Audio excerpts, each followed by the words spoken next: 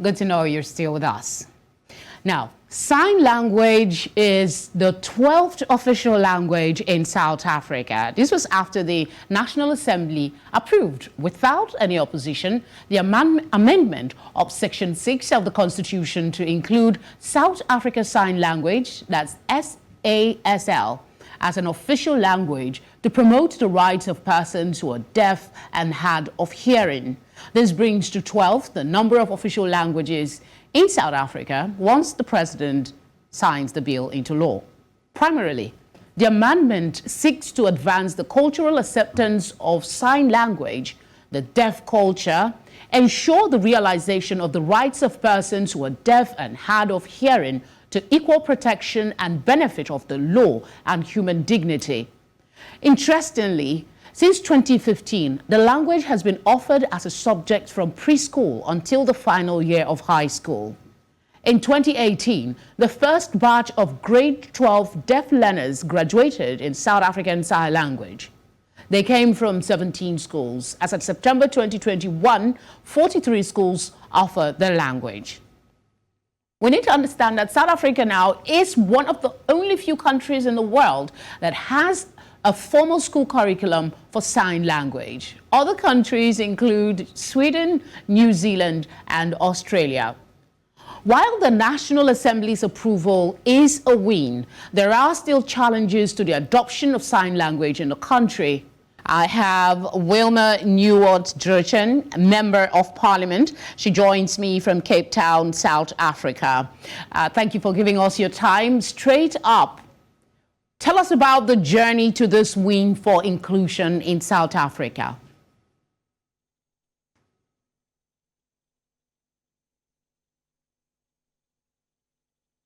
Thank you very much to Village Square Africa. Well, I greet everyone, and I'm also hoping that there are deaf people watching. It's really been a very, very long journey indeed. 16 years we've been lobbying by the Deaf Federation of South Africa, and they made 3 submissions to the Constitutional Review Committee. And that is basically a very important committee, and this was done way back in 2007, and in 2013, and then again in 2015. And the Constitutional Review Committee then approved that it should be passed that South African Sign Language becomes an official language. And from there, the reports that came from this committee, both houses of parliament in South Africa, the National Assembly, as well as the National Council of Provinces, also adopted to pass South African Sign Language as an official language. And that was not the end of it. It then was forwarded to the Department of Justice, who had to draft a bill to allow for the constitutional amendment. And then this became the 18th constitutional amendment, the 18th constitutional amendment bill, which then came to my portfolio committee, which is the Portfolio Committee of Justice and Correctional Services. And there we had public hearings and adopted this report, which then went back to the National Assembly, and last week, Tuesday, it was voted to pass this bill. So now it will go to the President for him to sign the bill and to become law, and then it will be officially added to the Constitution of South Africa. Great work you and your team did. So how soon do you expect the President to give his assent to make it law?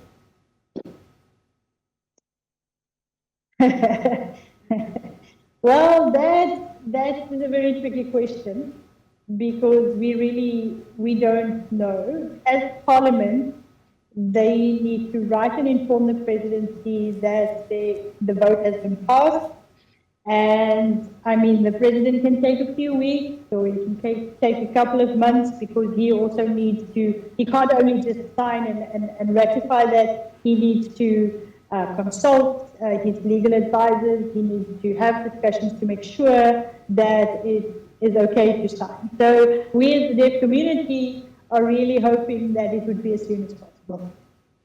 I hope so too. Well, the question that a lot of persons are asking is, why was it important to recognize sign language as an official language for South Africa? It's already recognized around the world. Yes, yes. Very, very important question. We have done a lot, you know, even though it hasn't been official, a lot have been, you know, achieved. We still wanted equality, you know, being equal to other spoken languages. That's first.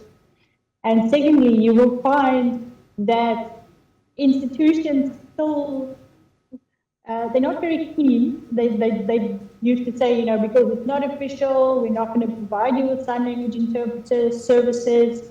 Another example is that universities here in South Africa, for the entrance requirement is 2 spoken languages for students to enter the university. So they can say that even though South African Sign Language is a fully fledged curriculum in the schools, they tend to say that because sign language is not official, it's not recognized as one of the 2 languages. So now there's no more excuse to make services like these accessible for once and for all. It's an official language, and those are just a few examples.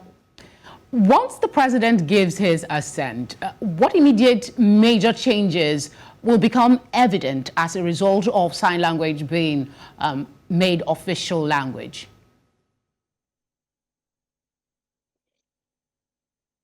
Yeah, for example, on TV programs, not all TV programs are accessible. So it will be a requirement then for TV programs to, in whatever the barrier is to us as deaf people, to make sign language will make this possible. Hospitals, doctors' offices, lawyers' offices, still not very keen to appoint sign language interpreters because they say it's not necessary, or even the banks say that they can't call via an interpreter. I mean, the bank. So now, because sign language is official, we can say it's an official language, it's a service that needs to be made accessible. So I think those are some of the smaller changes now. All right, quickly highlight for us, how does the recognition of sign language as an official language impact education? Because that is key. The more people who know how to use sign language, the more impactful it would be. Yes, yes, that's very true. You know, I can happily say that South African Sign Language has already been included in the Schools Act as a homeland. And South African Sign Language, you know, is a subject in the deaf school. So, and it's in the matric exam subject. It gets marked in grade 12, you know, on that level.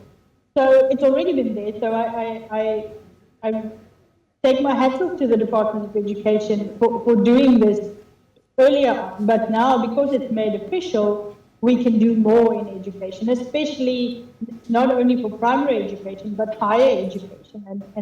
And we're really struggling with higher education specifically.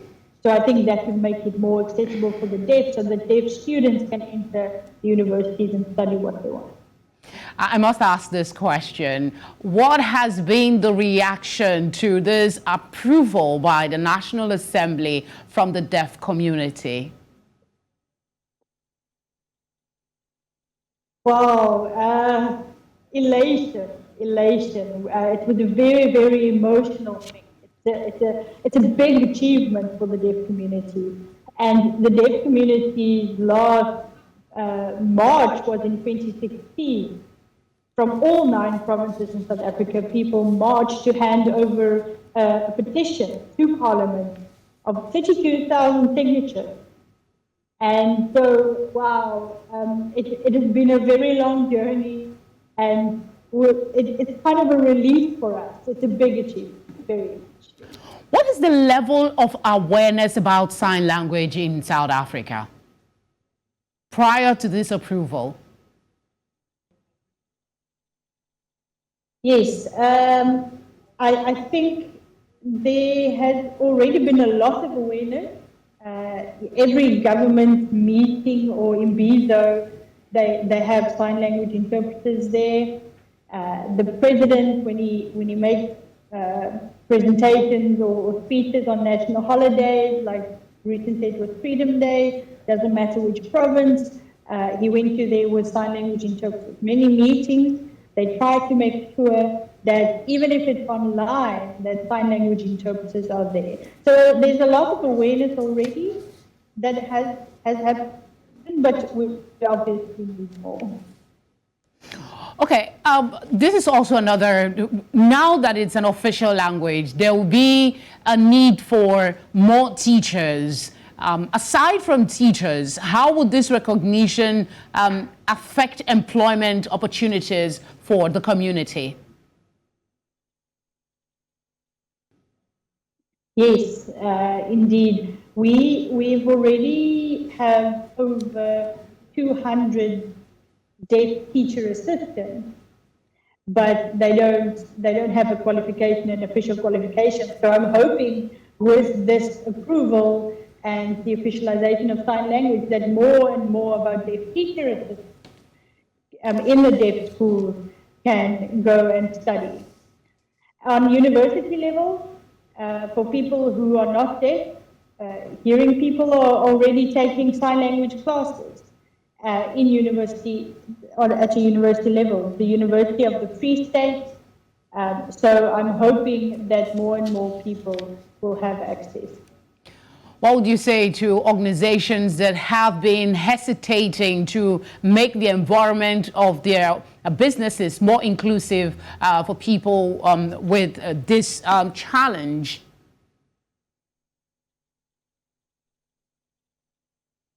Well, they have no excuse.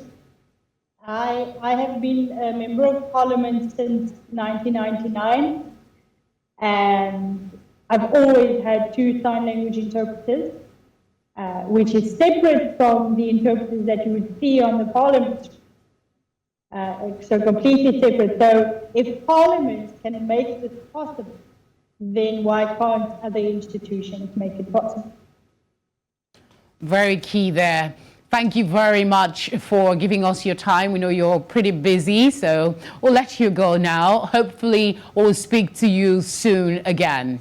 Thank you, Wilma, for speaking with us. Thank you very much for having me here.